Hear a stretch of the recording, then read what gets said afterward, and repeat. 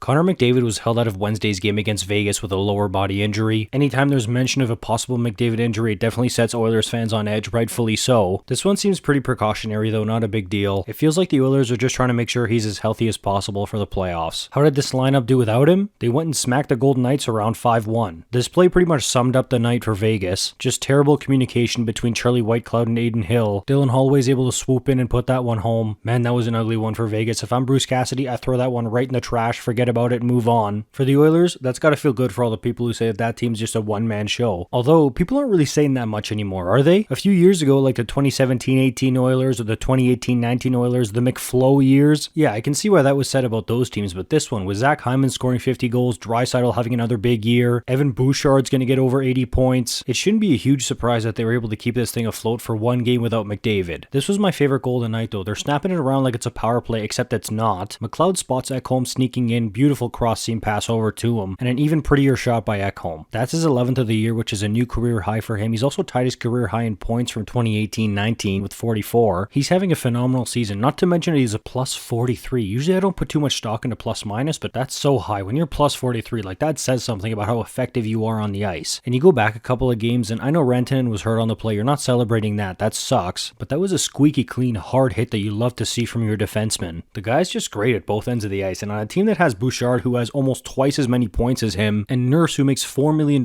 more per year than him, I still think that Matthias Ekholm is 100% the Oilers' best overall defenseman. And a huge part of his value to the Oilers is that by being paired with Evan Bouchard, he allows him to go be way more offensively free while he's a stabilizing force defensively, and still he's able to put up points himself. That pair reminds me so much of Andrei Markov, PK Subban back in the day, it's not even funny. Coincidentally, Ekholm played the role of Markov, basically, by being paired a lot with Subban in Nashville. And it's kind of nuts, because I remember at the beginning of the season, The Athletic posted a piece where NHL players anonymously reacted to how highly players were thought of around the league, you know, underrated, overrated, that kind of thing. I'll never forget this. It was posted on Reddit, and it was all over Twitter for a bit. Ekholm before Rasmus Andersson? F Ekholm. He's an all-star tier? Oh my god, can I get out of here? He's not good. He's not that good. He shouldn't even be on this list in any tier. He's good defensively, but come on, all-star tier? Somebody really doesn't like number 14 in blue and orange, and it ain't Jordan Eberle. Look, Ken Holland takes a lot of heat for some of the moves he's made as Oilers GM, and rightfully so. He's made some bad ones that have deserved the criticism, but I honestly think the Matthias Ekholm trade is one of the best trade deadline acquisitions of the last 10 to 15 years. It may not be as flashy as Mark Stone to Vegas or Marian Gaborik to LA, but it's exactly what this team needed. Could you imagine if this D-Corps didn't have Ekholm on it? Tyson Barrie's not a bad player. He quarterbacked the Edmonton power play for a couple years there, but especially now that Bouchard has proven to be even better than Barrie at doing that, you put Barrie in this lineup instead of Ekholm, or even a lot of other guys period instead of Ekholm, and it would be looking bleak. And by no means am I saying Nashville lost that trade. They got a lot of good assets for the future there. I think it's a win-win, but man, Ekholm has been such a perfect fit in Edmonton, exactly what the doctor ordered. Plus he's been able to sprinkle in some career high offense. Like, what else can you ask for? In my opinion, the best trade deadline deals aren't always about finding a superstar or a 20-30 goal scorer. It's about finding exactly what your team needs and what's going to help them the most, and that's exactly what Ekholm has done. Darnell Nurse is not a number one defenseman, but he's paid like one, and there's been a lot of pressure on him for a few years now to be a number one two-way defenseman. For Ekholm to come in and take off a ton of pressure from Nurse's shoulders, while also helping Bouchard as his D partner, and also chipping in offensively, that's why I consider this one of the best trade deadline deals we've seen in recent history. As usual, give me your thoughts in the comments. If you want more Oilers videos, you know what to do. Like the video, subscribe if you're new. I'll see you in the next one.